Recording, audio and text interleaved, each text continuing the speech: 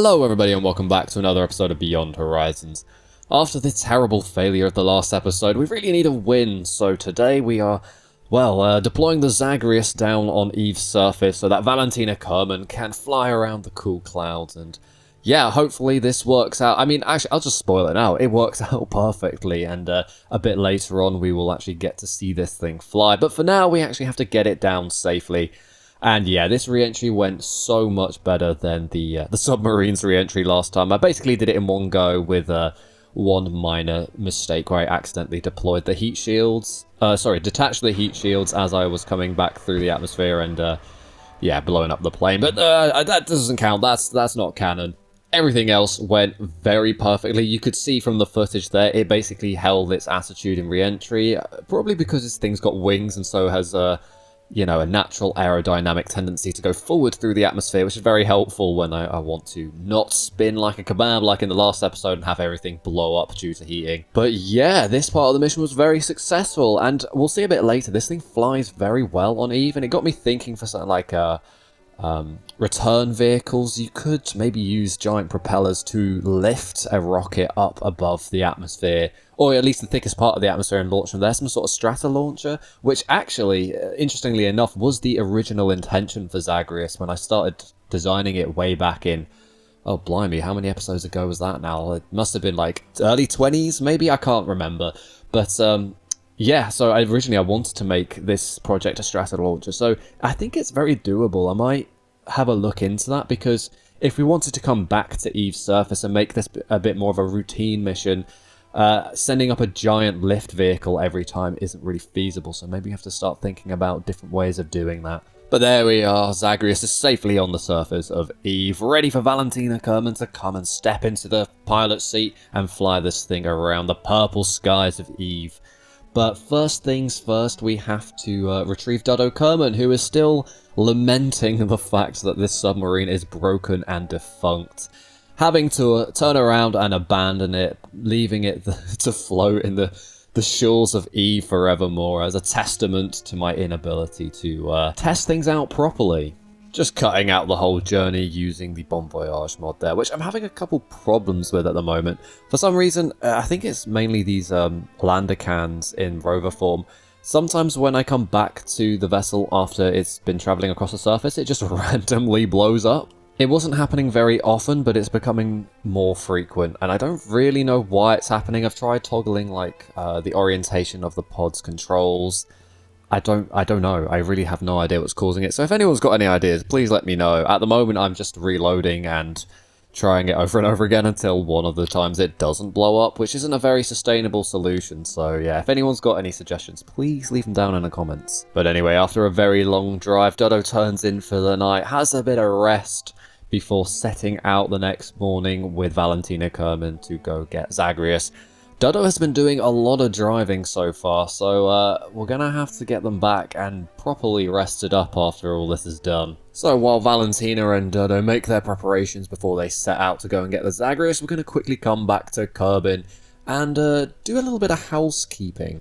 Because in the last couple of episodes, we've really been focused on everything going on around Eve, and we've kind of been neglecting all of our projects back at home. After all, we've been spending a lot of time and effort building lots of lunar infrastructure, and so this is going to be the next part of that plan, the Soteria Station.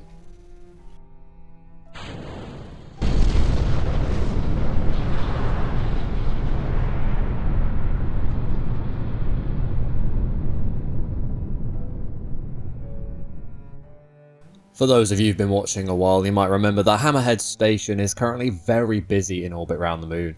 And that's not really the point of the station. That's supposed to be a lunar refueling station, and so we don't want lots of vessels hanging around there. Also, it just increases the part count and makes the game run slower. So this station aims to tackle that problem by basically building an orbital parking lot for all of the vessels that we need to keep in lunar orbit, but we don't want hanging around the main refueling station. And look at the detachment of those boosters there, forming the beautiful hexagonal shape behind it. Yeah, we've gone for a disposable launcher this time. I think I could have done this in the latest Hermes, but yeah, I was feeling lazy. I just kind of wanted to do this quick. So here's the Soteria Station, named after the Greek goddess of safety and deliverance, because it's going to be keeping all of our important lunar vessels safe. It's not a very complicated station, basically just a few docking ports. There's a small habitation module, just in case Kerbals find themselves on the station and having to stay there. They've got some life support, but really not designed to house Kerbals for a long time. Very much like Tavern 1 before it mysteriously disappeared way back in the early episodes of the season. There we are, deploying the fairing, revealing the station underneath. It's hard to see there because of the lighting, but like I said, it's really not that complicated of a station. I just threw it together quite quick because I've not really been focusing on the Lunar projects for a while, and I really want to come back to it strong and make sure everything's ready for, we're going to be launching vehicles from the surface of the moon soon, and so I want to make sure that we've got everything that we need for that project to work well. You can see there I was very lazy about my escape burn to the moon, not making a maneuver node, just waiting for it to appear over the horizon and just burning prograde.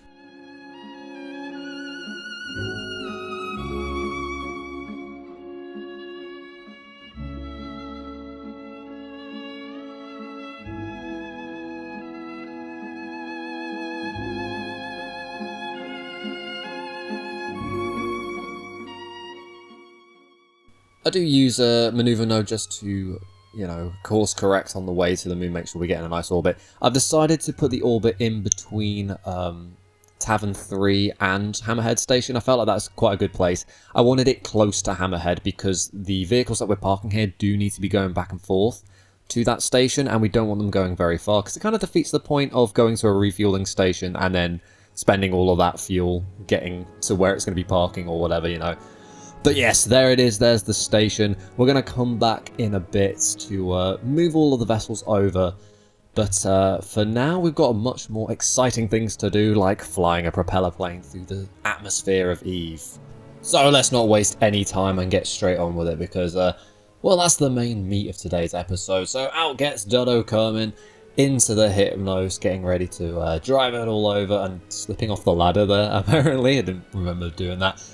And then Valentina comes and follows him straight after. I'm sure she's very eager to get in the Zagrias and start flying around. The texture on her spacesuit's been broken for a while. Every time she's on a mission it just does this, and I'm not really sure why. I've never managed to fix it, but maybe she's just painted it herself. She wanted some cool trims on it that look a bit alien and weird. Anyway, yes, so we're going to use a Bon Voyage and hopefully not explode when we get there. To get to the Zagrias. Luckily this time I think it worked straight away, either that or I had to do it once. It didn't take too long. But you can see it's been about 10 days since they left. It's not that long a journey. I think I did the launch of the Soteria Station in between this and then just left them there for a while and forgot. So they've probably been parked up for a while, not just waiting for some reason. And then I time warped to the daytime so I could actually see what I was doing. So yeah, they've been hanging around in a camper van for about 10 days for no reason. Anyway, Valentina Kerman has wasted no time getting straight into the Zagrias, quickly checking everything's in order, and then takes to the skies of Eve. The landing frame randomly explodes as we take off. I'm not sure why it suddenly decided to do that, but anyway, now we get to watch this thing fly through the cool purple skies of Eve.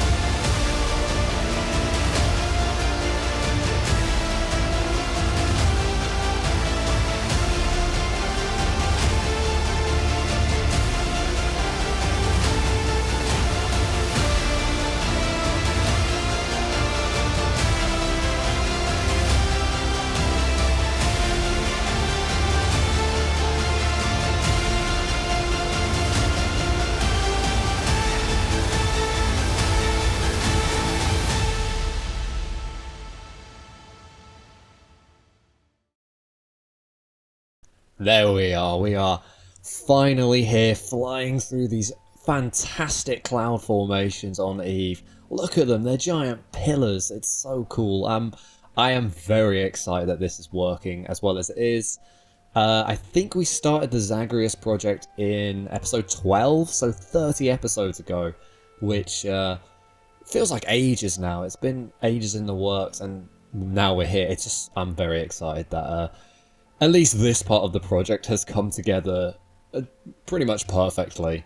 After Valentina had her fun soaring through these amazing clouds, we're now heading back to Asphodel so that we can, well, get back home and keep the space planes safe. I started having some weirdness occur on the way back. I think it's to do with the fact that these propeller engines are a bit glitchy. I'm not sure if you can see it, but the parts start wobbling, and when we get to land, you'll see a bit as well that the terrain starts looking a bit strange and everything on it starts shaking quite badly.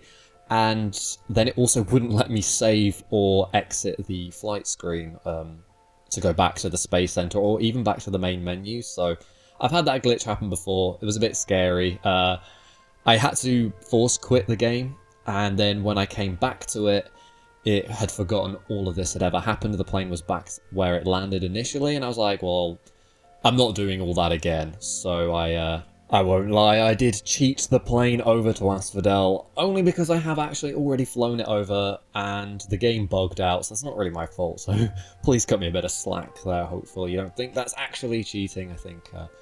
I think anyone who's played this game enough, especially with mods, knows that the game isn't the most stable, especially when there's loads of mods installed, so sometimes you do kind of have to wrestle with it a little bit. But anyway, yes, Zagreus flies extremely well in the atmosphere of Eve. Those propellers, I think back on Kerman, had a max speed of around 40 meters per second. And you can see here we're topping over 60, and as we get further down in the atmosphere, that top speed does increase. So yeah, this is working way better than I expected it to. The only caveat with that is it didn't glide amazingly. I think that might just be down to wing shape and the distribution of center of mass to center of lift, but it's not really a huge problem because those propellers give us so much power and speed that we don't really need to glide. I don't know if I've shown the resources in the clip here, but the power consumption on this thing is really good, so we can fly around loads. So in a future episode I might I don't know if you can hear that. I'm pretty sure it's hailing outside. Oh my god, it's hailing. Oh, I've got a lecture I've got to go to, and I have to walk in the hail. Yeah, anyway, as I was saying, in a future episode I might take this thing for a spin to another biome. It has got some science experiments in the cargo bay there, so yeah, we'll take this for a spin, go explore some more biomes, get a lot more science. But yeah, we'll do that in another episode. For the time being, we have landed back at Asphodel, and you can start to see the little seams and, I don't know, flickering things on the surface. Yeah, this is where the glitches really started showing themselves. And you can see we're a bit far away from Asphodel, but I was like, I don't want to risk it. I just want to get Valentina out of the plane, into the base, and we'll just deal with it. So she runs the 300-meter distance to the base, gets into the full sense of safety inside Asphodel, because of course actually the Kraken doesn't care where you are, it can get you anywhere, and yeah, you can see I'm pressing all the buttons and none of it's working. So yeah, this is when I had to force quit the game.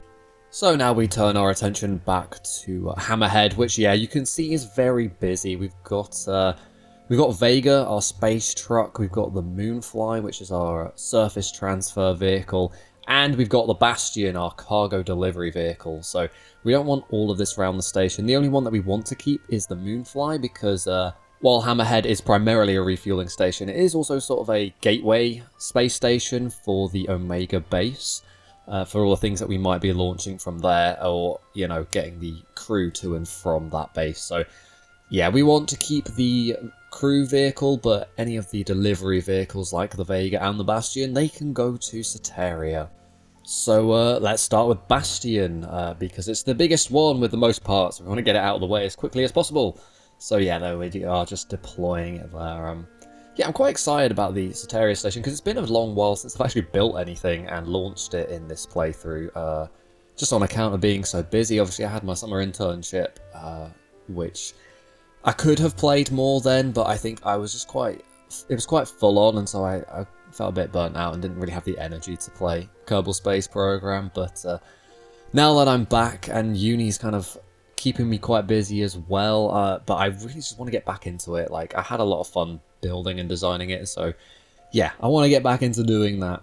But yeah, uni is very exciting at the moment. I've got a module called the Quantum Information Laboratory, which, okay, I will admit, sounds cooler than it is, but what we're doing at the moment is proving that photons are actually particles. Well, you know, wave particles, but we're proving the particle nature of photons by using something called parametric down conversion. Essentially, we are shooting a UV laser through a I can't remember what kind of crystal, but what happens is the photons will enter this crystal, and some of them, not very much of them, will undergo parametric down conversion, where one photon enters and two photons with half of the frequency leave, with about a separation of 6 degrees between them. We then run those photons through a little circuit. So on one side, one of the photons will just go straight into a detector, which we call the herald, and then the other two will be passed through a beam splitter, so half of them will go one way, half of them will go the other way, and there's a detector on either side. And what we expect to see, if particles are indeed photons, well, we know we've only produced 2 photons, and there's 3 detectors, so we do coincidence counting, so whether there's a detection at the herald and one of the other gates, but never all 3. If there's all 3, then, you know, they're purely waves, classical waves, or at least semi-classical waves, but if we only get them in 2, then we actually have particles on our hands, and that's exactly what we see. We're also looking at a property called anti-bunching, but most of that is just a lot of mathematical manipulation of the data. It's not very exciting. Anyway, yes, you can see we safely got Bastion onto Soteria Station, and now it's time to do the same for Vega, but when I undock this, I realise I made a bit of a mistake in the construction of this. I forgot to include a probe core, which is a bit annoying, because I didn't really want either Growl or Kazu Kerman, who are currently sitting on this station, to have to drive any of these, because, like I said, Sataria isn't really designed for long-term habitation. Unfortunately, I don't really have a choice, so Kazu Kerman gets out of the station and into Vega so that she can, well, fly it to Sataria. I do check a couple of times by getting out again, just to make sure that it is the fact that we don't have a probe core and not the fact that we don't have connection, but that really wouldn't be the problem, because we're literally right next to a station with, you know, satellite dishes on it, so we should have connection. But yeah, we don't have a probe core, so unfortunately Kazu Kerman is going to have to fly this to Sataria, and you can see we don't get a convenient transfer window until, I think, how many orbits is that? Like 3 or 4 orbits? But yeah, it's not too long. What's that, like a couple of hours that she has to wait, so it's not that bad. I also realised Growell and Kazu Kerman have been on Hammerhead for quite a while. In the big episode where I showed the construction of the Omega base, Ayla 6, was it? Was supposed to get crew to and from the station, and I was like, where is it? And I realised I did all that in a sandbox file just because I wanted smoother cinematics. It's harder to get cinematics in this save file just because it's old now, it's quite laggy. So when I want to do like proper big cinematics like the one for Omega base, I do that in a sandbox file. And so yeah, Ayla isn't there, unfortunately, so we're going to have to send up a return capsule so we can get them both from these stations. I think it's time for them to come home. They have been there for quite a while. Speaking of crew rotation, I know the crew on the Foxglove have been there quite a while, and I've just picked up a contract to bring them back home as well. And I think we've done one colony ship down to the Omega station, Omega base, sorry. So maybe it's time to do a little rotation, prove that the colony ship, the Annie, can actually come back, and we'll send up another one. But yeah, after all that yapping, we've got Vega docked to the station. We're going to have to retrieve Kazu Kerman from there, but we'll do that in another episode. For now, I completely forgot to record any of the return voyage for Duddo Kerman. It's annoying, I actually had some cinematic shots. I was like, yeah, that looks cool. Look over, not recording. Ah, damn it. But anyway, it's nothing we haven't seen before. I think it's just, you know, just purple landscapes, really. Before Duddo Kerman gets back into the base, he realises, hang on, we've never put out any of the surface experiments. We're missing out on a bunch of science. So I quickly do that before getting back into the Acidel station. I packed an ionographer, which unfortunately doesn't work because we're inside an atmosphere, so we can't actually measure any of the ions coming from space because they're getting, well, deflected by Eve's thick atmosphere. Other than that, I'm pretty sure all of the other experiments are working, so we'll let that run for a long time and, yeah, get lots more science. Like I said, we've almost finished the tech tree. I realize I've never actually shown the tech tree in this playthrough. I'm using a different one. I can't remember the name of it. I'll have to double check. It's on the mod list, which, by the way, the mod list is on the community page, and I'll always link it in the description. Just because sometimes people do ask, that is where it is. But yeah, once we set those all up, we are going to collect science, and now Dodo can finally have a nice long rest after spending the last, like, 2-3 weeks driving around the barren landscape of Eve. But yeah, that's all I've got for today's episode. Thank you very much for watching. If you liked today's episode, please consider leaving a like and maybe even subscribing to the channel. And if you want to check out other episodes of Beyond Horizon, you can either check out the playlist that this video is in, or you can have a look on screen, and one should be recommended for you. But yeah, I've been Moonfish1001, and I'll see you in the next video.